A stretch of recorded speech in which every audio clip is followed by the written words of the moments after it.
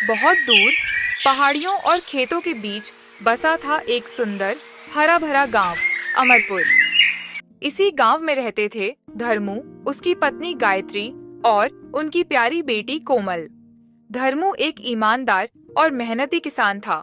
उसकी छोटी सी जमीन थी जिस पर वो सब्जियों की खेती करता था। यही खेती उनके घर का एकमात्र सहारा थी। हर सुबह धर्मू अपने ठेले पर ताजा सामान लेकर निकलता और गांव के कोने कोने में सब्जी बेचता। अरे ताजी ताजी सब्जी ले लो, हरी भरी सब्जी ले लो। अभी अभी लेकर आया हूँ, ताजी ताजी सब्जी ले लो। एक दिन एक बूढ़ी औरत कांपते हाथों से धर्मू से कहती है, बेटा, मैंने कई दिनों से कुछ भी नहीं खाया है। क्या तुम मुझे कुछ खाने के लिए दे सकते हो? थोड़ा सा कुछ भी दे दे। माँ जी, लो ये सब्जी ले जाओ और घर जाकर पकाओ। आपको बहुत अच्छी लगेगी और पैसे की बात मत करना।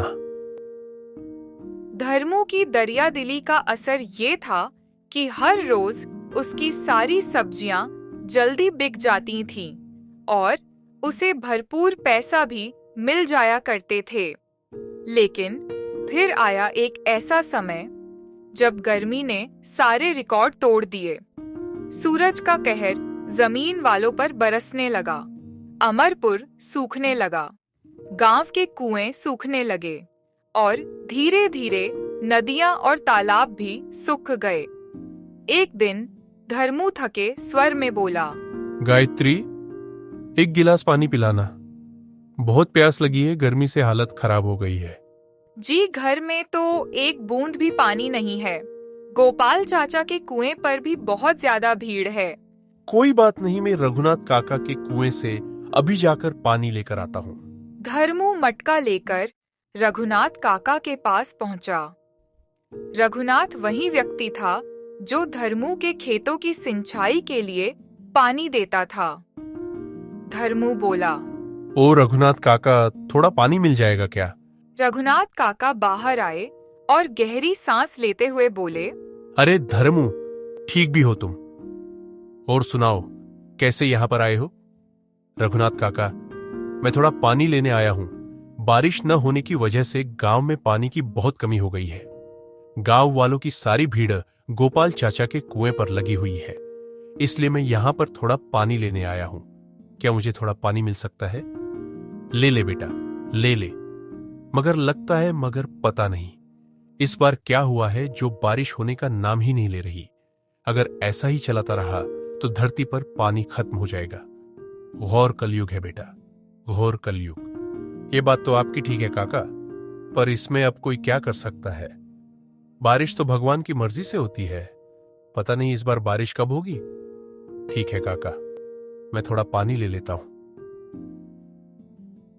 धर्मू पानी भरकर लाया, खुद भी पिया और गायत्री को भी पिलाया। गायत्री बोली, पानी पीकर तो जैसे जान में जान आ गई। धर्मू अगली बार फिर से खेतों की सिंचाई के लिए पानी लेने रघुनाथ काका के पास गया। ओ रघुनाथ काका, सुनते हो क्या? रघुनाथ धर्मू के पास आया और बोला, बेटा धर्मू, देखो मेरी बातों का बुरा बिल्कुल भी नहीं मानना, क्योंकि इसमें कोई वह नहीं है। पर मैं अब तुम्हें पानी नहीं दे सकूंगा, क्योंकि बारिश न होने की वजह से सभी के फोन में पानी कम रह गया और मेरा भी कुआं सूखने लगा है। इसीलिए मुझे माफ करना बेटा, पर मैं ऐसे ही पानी देता रहा तो मुझे भी एक दिन किसी और से पानी मांगना पड़ेगा, इसलिए मुझे माफ करना। रघुनाथ काका की बात सुनकर धर्मू बहुत दुखी होकर घर लौटा और सुमित्रा को सारी बात बताई। गायत्री, अब रघुनाथ काका ने भी पानी देने से मना कर दिया है। गायत्री चिंतित हो गई, पर ऐसे कैसे हो सकता है? मैं खुद बात करूंगी, शायद मेरी बात सुन लें। गायत्री रघुनाथ काका के पास पहुंचती है। काका, हमें आपसे सिर्फ थोड़ी सी मदद चाहिए। अगर आप हमेशा की तरह पानी देंगे तो हमारे खेत बच जाएंगे। रघुनाथ काका ने गायत्री से कहा, बिटिया, मैंने कभी किसी का बुरा नहीं चाहा, पर अब मैं क्या करूं? बारिश न होने की वजह से हर जगह सूखा पड़ रहा है। मेरे कुएं में भी थोड़ा सा पानी रह गया है, इसलिए मुझे माफ करना, मैं अब तुम्हें पानी नहीं दे सकता। ये मेरी मजबूरी है। गायत्री निराश लौट आई। अब उनके पास कोई रास्ता नहीं था। धर्मू ने कहा, गायत्री, हम अपनी जमीन पर खुद का कुआं खोदेंगे ताकि हमें अपनी जमीन को पानी देने के लिए किसी पर निर्भर न रहना पड़े। वो दोनों खेत पर गए और भयंकर गर्मी, लू और थकावट के बीच धर्मू और गायत्री मिलकर अपने खेत में कुआं खोदने लगे। पसीने से तरबतर, धूप में झुलसते दोनों ने हार नहीं मानी। कई दिनों की मेहनत के बाद आखिरकार कुआं तैयार हो गया, लेकिन कुएं में भरने के लिए पानी तो अब भी नहीं था। वो दोनों घर लौट आए। घर में बस एक गिलास पानी बचा था। उसी समय एक बूढ़ा साधु दरवाजे पर आया और बोला, क्या कोई है? मैं बहुत प्यासा हूं, थोड़ा पानी मिलेगा? धर्मू थका हुआ था, बहुत प्यासा भी, मगर उसने बिना सोचे वह आखिरी गिलास पानी उस फकीर को दे दिया। लो बाबा, पी लो पानी। बेटा, तुमने एक प्यासे को पानी पिलाया है। तुम्हारा जीवन हमेशा खुशियों से भरा रहे बेटा। कुछ दिन बाद एक सैनिक धर्मू के घर आया। क्या आपका ही नाम धर्मू है? जी हाँ, मेरा ही नाम धर्मू है। तो आपको देवनगर के महाराज ने अपने दरबार में बुलाया है। क्या देवनगर के महाराज ने मुझे बुलाया है? पर मैंने ऐसा क्या किया कि जो महाराज ने मुझे बुलाया है? ये तो आपको वहीं पर जाकर पता चलेगा। आप मेरे साथ महाराज के पास चलो। जब वो महाराज विक्रम सेन के दरबार में पहुंचा, तो महाराज मुस्कुराकर बोले, तुमने उस दिन अपनी प्यास दबाकर एक प्यासे को पानी पिलाया। वो फकीर और कोई नहीं, हम ही थे। हम भेष बदलकर अपने प्रजाजनों का हाल देखने निकले थे। तुम्हारी दरिया दिली ने हमें छू लिया। महाराज ने धर्मू की दरिया दिली से खुश होकर उसे एक भरा पूरा कुआं और 2 बैल उपहार में दिए, जिससे उसकी खेती फिर से शुरू हो सके। धर्मू खुशी से उछल पड़ा और घर आकर सारी बात गायत्री को बताई।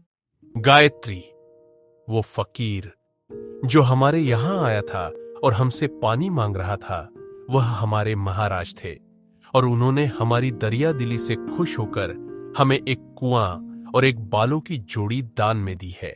क्या सच में वह व्यक्ति जो हमारे यहाँ आया था वो हमारे महाराज थे और उन्होंने आपको पानी से भरा हुआ कुआं दान में दिया है? क्या यह सही में सच है? अब अमरपुर में धर्मू का कुआं पूरे गांव की प्यास बुझाता था। जब रघुनाथ काका का कुआं भी सूख गया, वो शर्मिंदा होकर धर्मू के पास आया। मुझे माफ कर देना बेटा, मैंने तब मदद नहीं की और अब खुद मुश्किल में हूं। मेरे कुएं का सारा पानी खत्म हो चुका है और अब मेरे पास बिल्कुल भी पानी नहीं बचा है। क्या मुझे तुम्हारे कुएं में से थोड़ा सा पानी मिल सकता है? काका, आपको जितना चाहिए उतना पानी ले जाइए। आपने सालों मेरा और मेरे परिवार का साथ दिया है, मैं आपको कैसे माना कर सकता हूं? कुछ ही दिनों बाद भारी बारिश हुई और धर्मू का खुद का खोदा हुआ कुआं भी भर गया। अब उसके पास 2 कुएं थे और दिल जो सबके लिए धड़कता था। धर्मू और गायत्री ने सिखाया, नेकी कभी बेकार नहीं जाती। जो दिल से देता है, भगवान उसे 2 गुना लौटाता है। तो वीडियो अच्छी लगी हो तो वीडियो को लाइक और चैनल को सब्सक्राइब करना न भूलें। आप सभी का धन्यवाद।